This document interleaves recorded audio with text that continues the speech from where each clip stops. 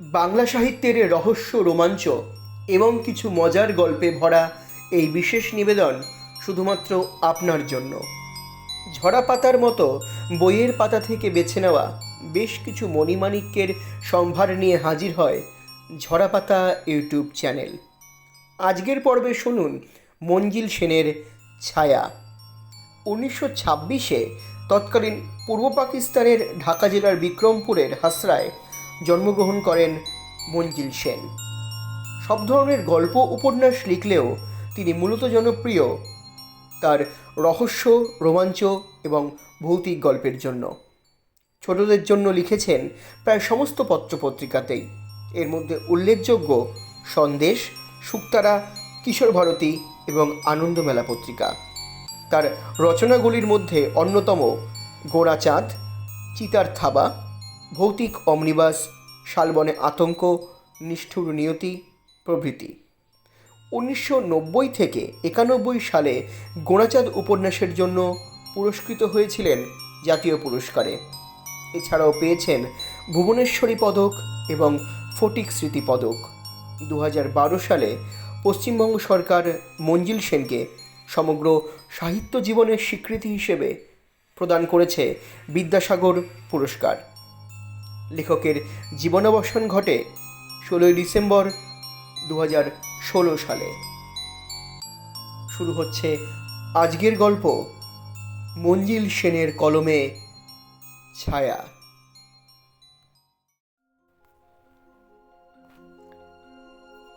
আসাম থেকে এক বন্ধু ঘন ঘন পত্রাঘাত করছিল। লিখছিল, একবার এখানে এসে বেরিয়ে যাও, বুঝবে প্রকৃতিকে কেন লীলাচঞ্চল বলা হয়। একটু খোঁটা দিয়ে লিখেছিল, তোমরা পাহাড় পর্বত কল্পনা করো আর তারই বর্ণনা পাঠক পাঠিকাকে উপহার দাও, অথচ ইট কাঠ পাথর ছাড়া কিছুই তোমরা দেখো না।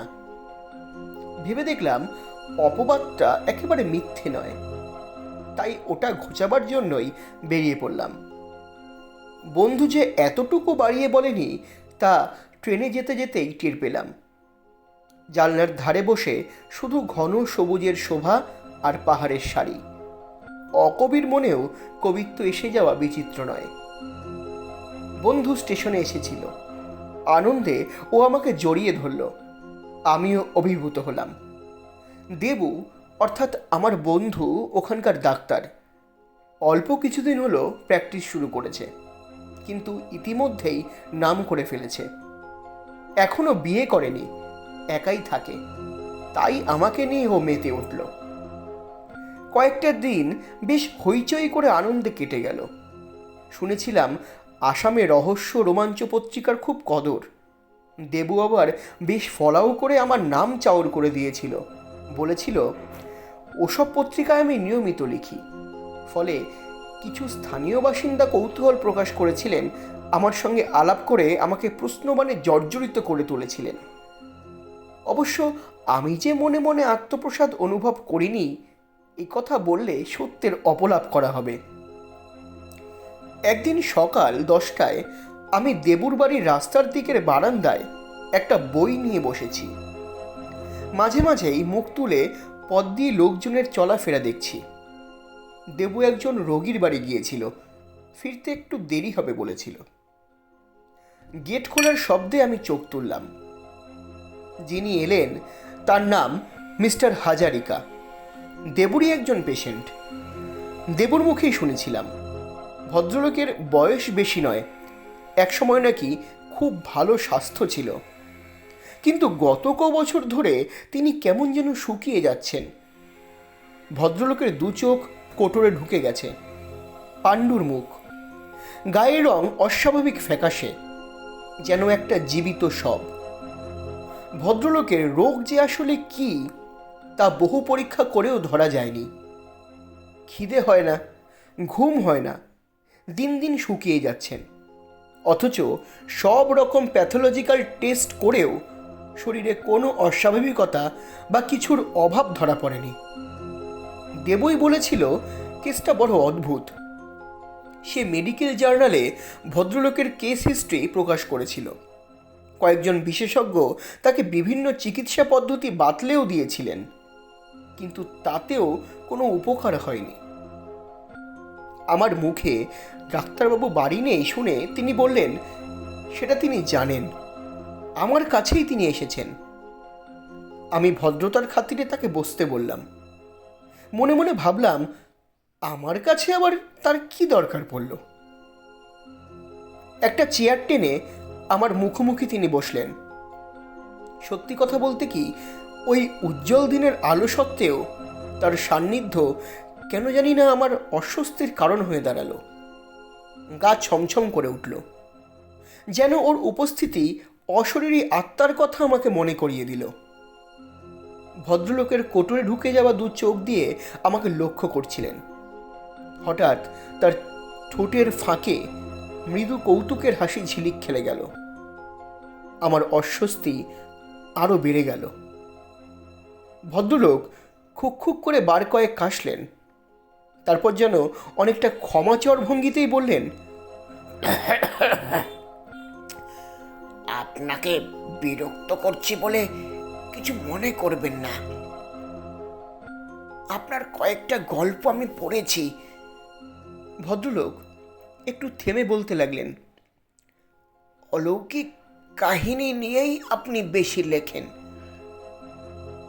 বুঝলাম একজন গুণমুগ্ধ পাঠক, এই ভেবে এতক্ষণে আমি ধাতস্থ হলাম। আপনাকে আমি একটা কাহিনী শোনাতে চাই। ভদ্রলোক সোজাসুজি প্রসঙ্গ অবতারণা করলেন। আমি নিজের প্রশংসা শুনব বলে প্রস্তুত হচ্ছিলাম, হতাশ হলাম। যা হোক, মুখে বললাম, বেশ তো, বলুন, আমি শুনব। ধন্যবাদ। ভদ্রলোক ভাবলেশহীন মুখে উক্তি করলেন। একটু থেমে তিনি আবার বলতে লাগলেন, আমি জানি আমার দিন ফুরিয়ে এসেছে, এমনকি কবে মারা যাব তাও আমার অজানা নয়। তাই এখন আপনাকে বলতে কোনো বাধা নেই। আমি একটু চমকে উঠলাম। ভদ্রলোক বলেন কি, কবে মারা যাবেন তাও তিনি জানেন? একজনকে সব খুলে না বলা পর্যন্ত আমি শান্তি পাচ্ছিলাম না। আপনি উপযুক্ত লোক, দয়া করে আমার কাহিনী আপনি পত্রিকায় ছাপিয়ে দেবেন। আমার অপরাধের কথা সবাই জানুক, তাই আমি চাই। ভদ্রলোক তার পাশের চেয়ারটার দিকে মুখ ফেরালেন, যেন কেউ সেখানে বসে আছে। তাকে শুনিয়েই কথাটা বললেন। আমার গা আবার শিউরে উঠল। শুনুন তাহলে। 5 বছর আগে আমার চেহারা এমন ছিল না। ভদ্রলোক আমার দিকে ফিরে শুরু করলেন। আমি একজন ভালো অ্যাথলিট ছিলাম। শরীরে মেদের বালাই ছিল না, অথচ পুষ্ট দেহ ছিল। আমি এক চা বাগানের হেড অফিসে কাজ করতাম। সেখানে এই বড়ুয়ার সঙ্গে আমার আলাপ।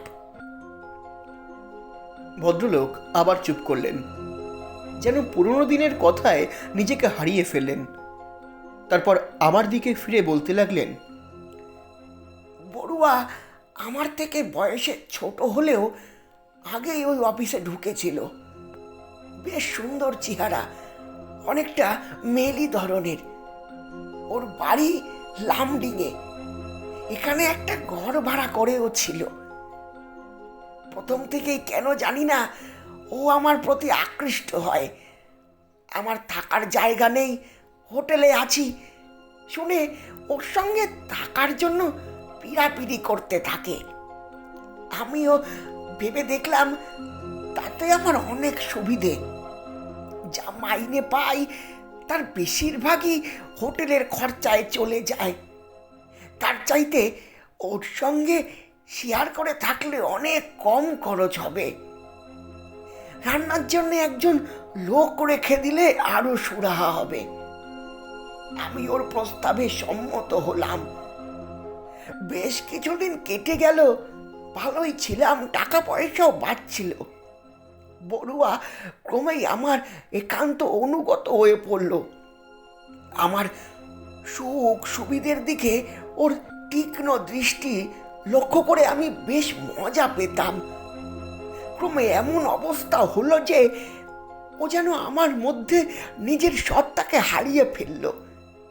মাঝরাতে আমি ওকে সিগারেট আনতে বললে 1 মাইল হেঁটে তাও এনে দিতে ও এতটুকু বিরক্তি প্রকাশ করতো না, বরং আমাকে খুশি করতে পেরে ও যেন তৃপ্ত হতো।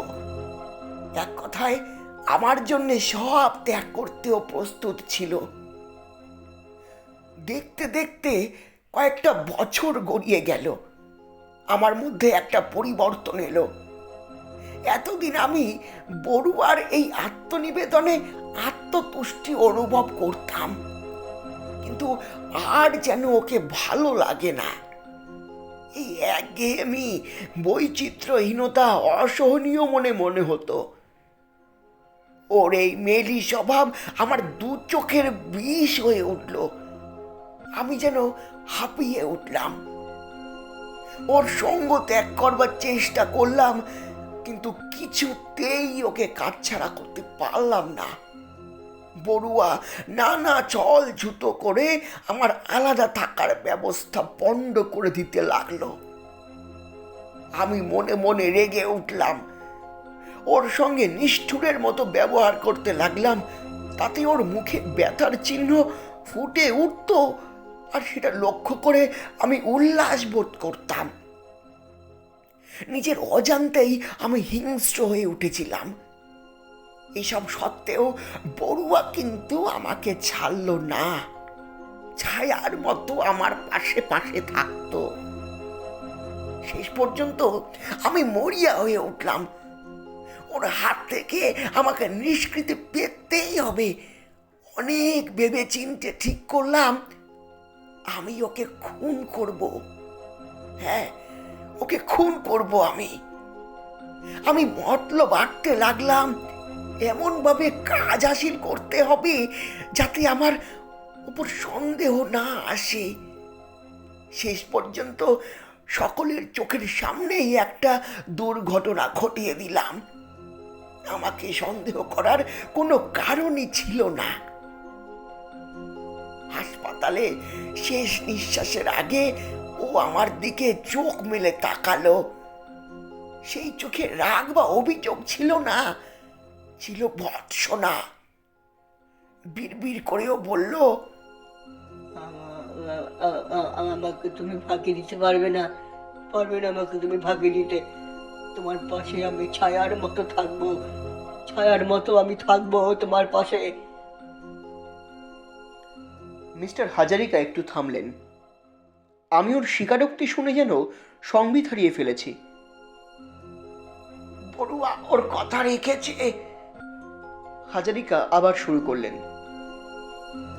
মৃত্যুর পর মুহূর্ত থেকেই ছায়ার মতো আমার পাশে পাশে রয়েছে। দিনে রাতে সব সময় আমি ওর উপস্থিতি অনুভব করি। এখনো ও আমার পাশে বসে আছে। হাজারিকা পাশে চেয়ারের দিকে ঘাড় ফেরালেন। আমার মেরুদণ্ড দিয়ে যেন একটা হিমশিহরণ বয়ে গেল। আমিও যন্ত্রের মতো ঘাড় ফেরালাম, আর সঙ্গে সঙ্গেই আঁতকে উঠলাম। আমার স্পষ্ট মনে হলো যেন কেউ চেয়ারে বসে আছে, একটা আবছা ছায়া মূর্তি। আমার মাথা ঘুরে উঠল। একটু ধাতস্থ হয়ে আবার চেয়ারের দিকে তাকালাম। এবার কিন্তু কিছু দেখতে পেলাম না। মিস্টার হাজারিকা আমার মুখের দিকে তাকিয়েছিলেন। তার মুখে বিচিত্র এক হাসি ফুটে উঠল। তিনি বললেন, জানেন, ও আমার কানে কানে ফিস ফিস করে কথা বলে। তাই আজ আমি সাহস করে সব কথা আপনাকে খুলে বলতে ভরসা পাচ্ছি। কারণ ও আমাকে বলেছে আর মাত্র 1 মাস আমার আয়ু। একটা দীর্ঘ নিঃশ্বাস ফেলে হাজারিকা বললেন, আহ, আহ, মরেও আমি ওর হাত থেকে নিষ্কৃতি পাবো না। তিনি উঠে দাঁড়ালেন। আমার স্পষ্ট মনে হলো আরেকজনকেও পাশের চেয়ারে ছেড়ে উঠল। আমাকে ধন্যবাদ জানিয়ে হাজারিকা হাঁটতে শুরু করলেন, আর আমি দ্বিতীয়বার ভয়ানক চমকে উঠলাম। মাথার ওপর কড়া রোদ, মিস্টার হাজারিকা হাঁটছেন, তার পাশে পাশে তার ছায়াও চলছে, কিন্তু ছায়া একটা নয়, দুটো। শুনছিলেন মঞ্জিল সেনের লেখা ছায়া। গল্প পাঠে এবং মিস্টার হাজারিকার ভূমিকায় আমি বিজয়, দেবু বড়ুয়া ওভি। সমগ্র পরিকল্পনা এবং পরিচালনা study academy, the symbol of education. Poster ডিজাইনে রয়েছে চারুলিপি এবং মিউজিক ডিজাইনে রয়েছে তরঙ্গ, দ্য আল্টিমেট মিউজিক। দেখা হচ্ছে পরবর্তী আরেকটি পর্বে নতুন কোনো গল্প অথবা কবিতা নিয়ে। ততক্ষণ শুনতে থাকুন, পাশে থাকুন ঝরাপাতা ইউটিউব চ্যানেলের। ঝরাপাতা, কবিতার ও গল্পের কথা বিজয়ের সঙ্গে। চ্যানেলটি এখনও সাবস্ক্রাইব না করলে সাবস্ক্রাইব করে পাশে থাকুন। দেখা হচ্ছে পরের সপ্তাহে নতুন গল্পে ঝরাপাতার সঙ্গে। সকলে ভালো থাকবেন, গল্পে থাকবেন।